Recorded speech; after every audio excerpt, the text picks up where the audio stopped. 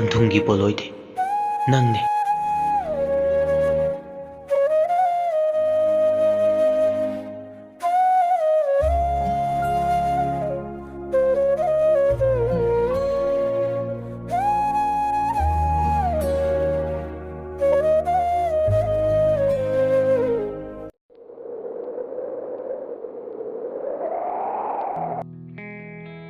Pari mapa machadu wari sanaba loraga kada changtuna pothakre somdana punimana laik paringe tanja aduda Nikita na phone torame adu khaire hello bye noi hero du ngasa ina bazar da chapda ure as bye nang sisu sumno poram ni da nang su nate bye noi sai do nupi ma puraga satki oira mohe nangsu manum sagi masa nupi ga warangmani yam kan khaliko media de ko kan khatpe wa nati ba aseng mudo haibani fare nangna yam thajadrabani na ai whatsapp ta photo tarke yengu ko Nikita na ngang libudo Punima na thajaramde whatsapp ta photo do thare ngayak lerga whatsapp tu yengmada Nikita na thakpado ure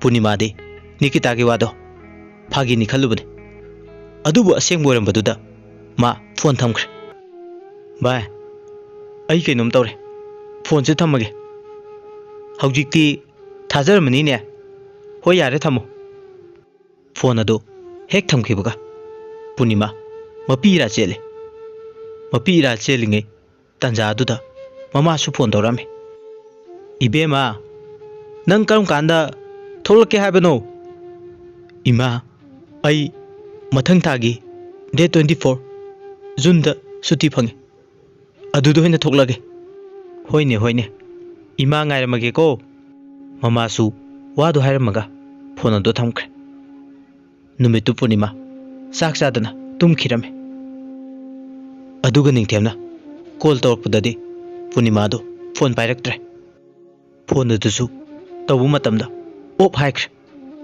e masi phone op ka thamine masi kamaina themne numito Punima themna honabada tingthem tumkhide aduga ahing dusu adum nongankhe asumna matamgi khongchat leptabana tha dumasu haukhirame mathang thagi tang kun marini Punima airport tagi driver ga punna mahim tana lai yum hek yobaga mama ta konsil adu gaire ima ai chak yam lame ai khoi chak loidribo thiro charage hoine ibe ma tak to thibirage na phinaro lo hongdoro chalo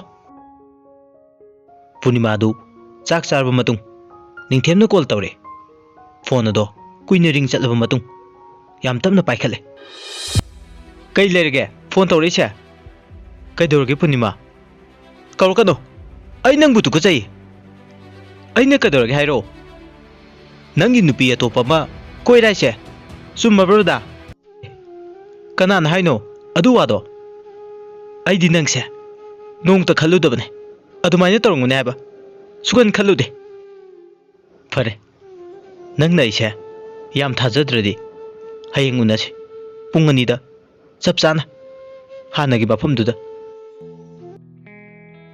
mathangi numini Punima ngantalo sinduna mayumdagi tholke tawbada mama na kaurame hai ibema nang kai dano kuiro ima ai asaipo khadane ima nangonda wa ma hainingmani hoi ma hairo kai wano mama gi thoibi nangse haina singnarabane nangi lairik tamba hek loibaga ima na nangbu thajabirage khale yare ma laknar kanu ko ai thenge chalukige macha nupi na chatke baduda rasi saurap pairap tawrga changkhirame mungda somda ningthemdi Punima na lakta baduda sauningmana mai hore ngayaki matung Punima su garden damna lai ningthemna yam phingna saurgaire kaidau lege nasaidagi nawa unarubro da ai khara thengdokre saunu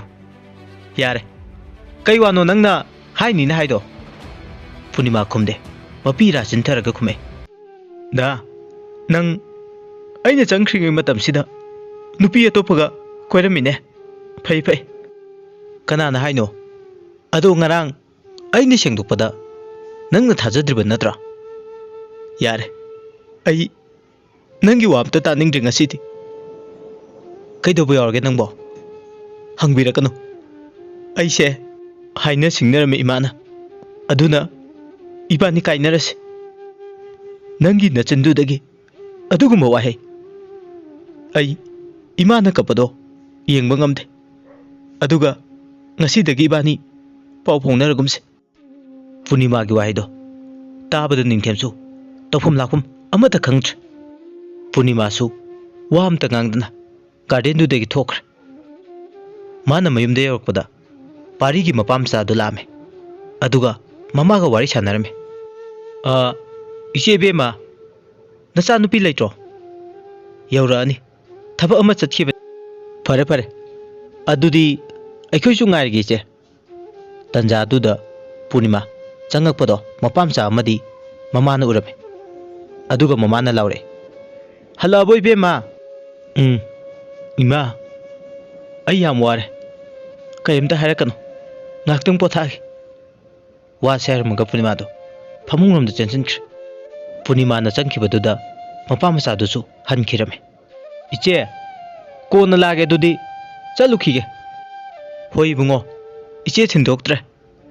Mapa masa duna chatkhriba matung Punima mapi tarduna yam kanna kape. Phone dusu switch thamjankre. Somda ningthemsu mayum yawbaga pirang chintharame. Aduga wakanna khale. Kaino magi ngasagi mawung matawdubo aidi ma natrabarana khalure. Anido nakan nakanda wakal khana kana kapminnari. Numitugi numidang waramgi numit tarakpagi matamne. Ningthem phone lawtoktuna Punima da call tawre. जिस number से आप संपर्क करना चाहते हैं वह अभी switched off है. कृपया कुछ समय पश्चात प्रयास करें. The number you are calling is currently switched off. Please try later. Phone do switch off thambaduda ningthemsu kai tawgadawno haiba amata khangtre. Phone ga se off tawine khangni. Aishu phone se thugaige. Asi hairaga ningthem phone do langkhairame. Phone do kaire. Tanja duda matai malairang amadi mayam batolumusu kanna khanarame. Ka dusu poche chakaibage makhol su tarame. Ningthemna lairang amadi tolumu khanari bado khamdome. Lairang tolumu de yengnengna khum. Tolumusu yam saungna khume.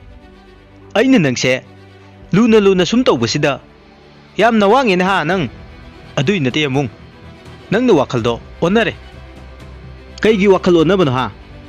Nangna nundang khudingi atopa nupaga wari sanabado ai khanglamoina ningbra ha. Ai sande amung nang adumaina khanganu. Khanabado tarduna ningthem changame. Itaima kaidobo yaurage. Yengmoi bungo noi tamona ise furiba. Kaya da haikraba machinone se. Tamosu itaima da khuthari to kaigino. Hey, angang nangna khangpote. Masi nupi se masi da halaga loire. Phare aida chachakhrage leijaningje swaisida. Ho chapigro leibiran swaida. Aduga ne aina nang lawba lakani di khallurunu. Anido khanaba loiraga lairang mapamda chatnaba ningthemda hairame. Bungo ai ipamda thilu lao chatse. Hoi taima asum tawna ningthemna mataimabu mapam tana thinbirame. Numitugi numidang wairamda ningthemna halakpada mayambado kappaga leirame. Ningthemna magi matawdo yengba nungaitraduna hangame. Tamo kaidobo yaurage. Iyambagi ningthem iyamba ngasidi tupak tupai chatlene. Karigino tamo adumaina hairido. Nahangaidi nataimase aina luna tawbibisida mayam nawangine. Hera tamo ꯑꯗꯨꯒꯤꯕꯨ ꯀꯩꯝ ꯈꯜꯂꯨꯅꯨ ꯅꯅꯥꯎ ꯂꯩꯁꯤꯗꯤ ꯅꯤꯡꯊꯦꯝ ꯑꯗꯨ ꯈꯛꯀꯤ ꯋꯥꯁꯨ ꯅꯠꯇꯦ ꯅꯇꯩꯃꯁꯦ ꯏꯇꯩꯃ ꯀꯩꯗꯧꯔꯒꯦ ꯇꯥꯃꯣ ꯅꯇꯩꯃꯁꯦ ꯑꯩꯅ ꯌꯥꯅꯤꯡꯗꯕ ꯊꯕꯛ ꯑꯃ ꯇꯧꯔꯦꯅꯦ ꯀꯩ ꯊꯕꯛꯅꯣ ꯇꯥꯃꯣ ꯃꯥ ꯅꯨꯄꯥ ꯀꯣꯏꯅ ꯂꯩꯔꯝꯃꯤꯅꯦ ꯑꯩ ꯉꯁꯤ ꯃꯥꯒꯤ ꯃꯦꯁꯦꯖꯇꯣ ꯐꯥꯕꯅꯦ ꯑꯗꯨꯗꯒꯤꯅꯤ ꯈꯟꯅꯔꯤꯁꯦ ꯀꯩꯝꯇ ꯈꯜꯂꯨꯔꯅꯨ ꯇꯥꯃꯣ ꯏꯇꯩꯃꯁꯨ ꯅꯣꯡꯃꯗꯤ ꯂꯥꯜꯂꯦ ꯈꯪꯉꯛꯈꯤꯅꯤ ꯑꯗꯣ ꯆꯥꯛ ꯊꯣꯡꯉꯨꯔꯁꯤ ꯂꯥꯛꯑꯣ ꯅꯤꯡꯊꯦꯝꯅ ꯃꯌꯥꯝꯕꯗꯨ ꯊꯦꯝꯗꯨꯅ ꯏꯃꯨꯡꯗ ꯄꯨꯁꯤꯜꯂꯝꯃꯦ ꯑꯗꯨꯒ ꯆꯥꯛ ꯊꯣꯡꯃꯤꯟꯅꯔꯝꯃꯦ ꯅꯨꯃꯤꯠꯇꯣ ꯑꯁꯨꯝꯅ ꯍꯧꯈꯤꯔꯝꯃꯦ ꯃꯊꯪꯒꯤ ꯅꯨꯃꯤꯠꯅꯤ ꯅꯣꯡꯉꯥꯜꯂꯦ ꯅꯤꯡꯊꯦꯝ ꯃꯌꯥꯝꯕꯕꯨ ꯃꯥꯒꯤ ꯑꯣꯐꯤꯁꯇ ꯊꯤꯟꯕꯤꯔꯝꯃꯒ ꯃꯌꯨꯝꯗ ꯍꯜꯂꯛꯑꯝꯃꯦ ꯃꯌꯨꯝ ꯍꯦꯛ ꯌꯧꯕꯒ ꯃꯌꯥꯝꯕ ꯑꯃꯗꯤ ꯃꯇꯩꯃ ꯂꯩꯔꯥꯡꯒꯤ ꯂꯨꯍꯣꯡꯕꯒꯤ ꯐꯣꯇꯣꯗꯣ ꯄꯥꯏꯔꯒ ꯀꯣꯜꯂꯦ ꯏꯇꯩꯃ ꯅꯪ ꯑꯩꯈꯣꯏ ꯇꯥꯃꯣꯒꯤ ꯑꯋꯥꯕꯁꯦ ꯅꯣꯡꯃꯗꯤ ꯎꯕꯤꯔꯛꯎꯀꯣ ꯐꯔꯦ ꯅꯅꯥꯎ ꯑꯃꯨꯛ ꯂꯥꯏꯔꯤꯛ ꯄꯥꯔꯨꯈꯤꯒꯦ ꯋꯥꯔꯤꯁꯤꯒꯤ 8th ꯁꯨꯕ ꯏꯄꯤꯁꯣꯗ ꯃꯇꯥꯡ ꯑꯁꯤꯗ ꯂꯣꯏꯁꯤꯟꯖꯔꯦ ꯃꯌꯥꯝꯅ ꯋꯥꯔꯤꯁꯤ ꯇꯥꯕꯤꯔꯒ ꯑꯗꯣꯝꯒꯤ ꯑꯄꯥꯝ ꯄꯥꯝꯗꯗꯨ ꯀꯃꯦꯟꯗ ꯊꯝꯕꯤꯔꯝꯃꯨ ꯑꯔꯣꯏꯕꯗ ꯄꯨꯝꯅꯃꯛꯄꯨ ꯑꯃꯨꯛꯀ ꯍꯟꯅ ꯈꯨꯔꯨꯝꯖꯔꯤ